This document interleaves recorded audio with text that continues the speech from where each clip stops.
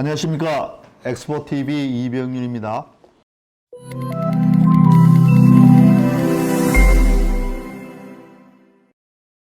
최근 사회적 거리두기 2.5단계, 즉 전문용어로는 강화된 2단계라고 부르죠. 최근 2단계로 하향 발표를 하였습니다. 정부에서는요.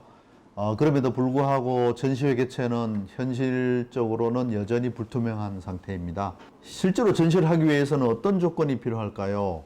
이것은 저희들이 생각하기에 정부 또는 지자체에서 전시장 및 전시회에 대해서 집합 금지 명령 대상에서 전시장과 전시회는 제외되어야만 실제 전시회가 개최될 가능성이 아주 많습니다.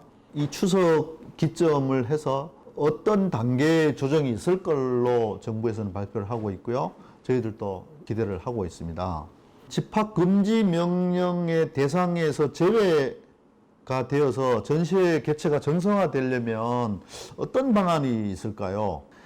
첫 번째 안으로는 전시산업은 필수 산업 시설이다라는 것을 주장을 하는 것입니다. 택배 물류나 이런 어떤 업종들은 이 코로나 시대 때의 제작과 생산, 구매 활동하기가 참 어려운 상태니까 확진자가 조금씩 발생함에도 불구하고 필수 산업 시설이어서 배달도 할 수 있도록 허용을 했죠. 그래서 2.5단계 또는 2단계에서도 산업 활동이 지금 최소한 허용이 되고 있습니다. 두 번째로는 고위험, 중위험, 저위험 시설군으로 되어 있는데요. 이 중에서 전시산업은 다중이용 시설 중에서도 좀 다른 일반적인 다중이용 시설과는 좀 다르죠. 전시장 이런 시설들은 국내에 지금 15개 또는 17개 정도의 전시장이 있는데요. 저위험 시설에도 사실은 들어가지가 않습니다. 그럼 현실적으로 지금 집합금지 명령이 내려져 있는 전시 컨벤션 시설이 과연 택배 물류나 이런 시설보다도 어떤 필수 산업 시설로서 지정받기가 어려운 건가? 그렇지 않다고 저희들은 생각을 합니다. 그래서 저희들 그 첫 번째 안건으로 올라가 있는 필수 산업 시설 지정안에 대해서 저희들은 학계와 더불어서 충분한 근거 자료와 호소문을 넣었고 또 해당되는 지자체와 이 산업을 관장을 하고 있는 산업부에다가 저희들 내용의 의견서를 제출을 하였습니다. 또 한국전시산업진흥회, 한국전시주최자협회, 또 전시장 운영자협회, 각종 업계를 대표하는 군들에서 우리의 뜻을 담아서 전시 컨벤션 센터의 재개정을 요청을 하는 서명부를 작성을 하여서 강력하게 관계기관에다가 제출을 하고 협의를 하고 있습니다. 전시 컨벤션 센터 또는 전시회 또 이런 국제회의 등 이런 행사들은 필수 산업 시설로서 지정을 받기 위해서 지금 현업에 계신 아까 말씀드렸죠. 여러 가지 각종 단체들 이런 분들이 모두 다 머리를 모아서 의견을 내고 또 각고의 노력을 지금 하고 있는 중입니다. 자, 그럼 이 시점에서 해외 사례를 한번 볼 수 있도록 하겠습니다. 현 시점에서 코로나19 상황이 우리나라보다 더 좋지 않은 일본이나 독일 또 기타 유럽의 각국 이런 나라에 대해서 사례를 한번 살펴보도록 하겠습니다. 독일 같은 경우에는 5,000명까지는 그 관람객을 입장을 시켜도 좋다라고 지금 아무 홈페이지에 올라와 있습니다. 이파 같은 경우에는 5,000명이지만 한 홀에 1,000명씩만 입장을 시켜서 안전관리를 하고 있습니다. 또 10월 달부터는 조금 더 완화된 정책을 펼 것이다 라고 이제 기대를 하고 있습니다. 일본 같은 경우도 마찬가지로 행사를 5,000명 아래로는 행사를 할 수 있다라고 지금 한 보름 전 정도 돼서 발표를 했죠. 중국 같은 경우에는 국내 도메스틱 전시장은 그 시설 폐쇄 명령에서 해제를 한 전시장이 굉장히 많이 있습니다. 그래서 할 수 있는 행사들은 할 수 있다라고 이제 말씀을 드리고 있고요.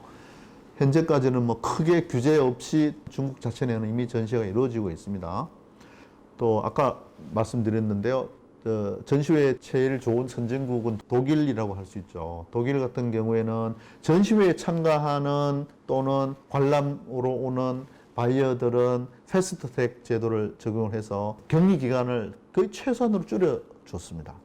그래서 각국 정부는 각 업계와 소통을 굉장히 많이 하고 있습니다. 수시로 회의를 해서 어떤 형태에서 어떤 시점에 맞춰가지고 합리적인 가이드라인을 서로 마련해서 전시회 개최에 대해서 힘을 실어주고 있습니다. 네, 이렇게 해외에서 전시회 개최에 대해서 지원을 아끼지 않는 이유가 무엇일까요? 전시 산업은 이 겉으로 보기에는 작은 산업으로 보이지만 경제적인 파급 효과, 그 후광 효과라고 부르죠. 이런 것이 굉장히 크기 때문에 그렇습니다. 예를 들어서 한 개의 큰 전시회가 개최가 되면은 약 한 2만 명 또는 뭐 큰 전시회는 10만 명 정도의 바이어가 오게 되죠. 그 많은 인원이 그 지역 사회의 경제를 말 그대로 활성화시키는 겁니다. 그래서 경제적인 파급 효과 또는 후방 효과가 크다라고 보통 얘기합니다. 주 어떤 것이 있을까요? 차로 오면은 우선 차 타고 오면은 뭐 주유를 하겠죠. 또 관광을 해야 되고요. 호텔 있어야 되고요. 도로가 또 있어야 되고요. 이래서 여러 가지 파급되는 후방 효과, 경제적 효과가 크기 때문에 전시 산업은 각국 정부에서 굉장히 많이 밀어주는 그런 형태입니다. 이 국내에서 전시 산업 또 전시 컨벤션 산업도 확대해서 보면요. 전시 컨벤션 산업에 종사하는 사람은 약 한 50만 명 정도로 추정이 되고 있습니다. 이런 50만 명 이상이 근로를 하고 먹고 살고 있는 일터이기도 하죠. 그래서 이런 고용을 유지하는 효과도 있고요. 또 신규 일자리를 계속 창출해내고 있습니다. 큰 역할을 기대할 수 있겠습니다. 지금 현재는 참 다른 산업도 마찬가지겠습니다만 전시 컨벤션 산업은 전시장이 지금 셧다운되어 있는 상태입니다. 15개 전시장이 다 셧다운되어 있는데요. 따라서 전시회가 개최가 되어야만 생활이 영위가 되는 여러 가지 기업들은 사실 매출이 지난번 8월 말 기준으로 해서 자료조사한 결과 87%가 감소를 했습니다. 작년 대비해서 13% 정도만 매출이 일어났고요.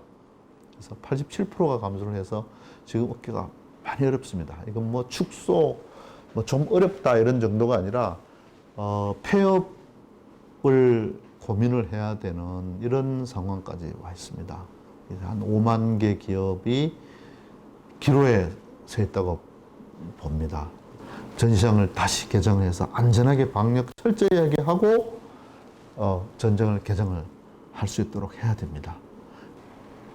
정부 당국과 지자체에서는 현명한 판단을 내려주시기를 기대를 하고 있습니다. 이것을 해서 금주에 마치고요. 다음번에는 좀 더 좋은 내용을 가지고 여러분을 찾아뵙도록 하겠습니다. 감사합니다.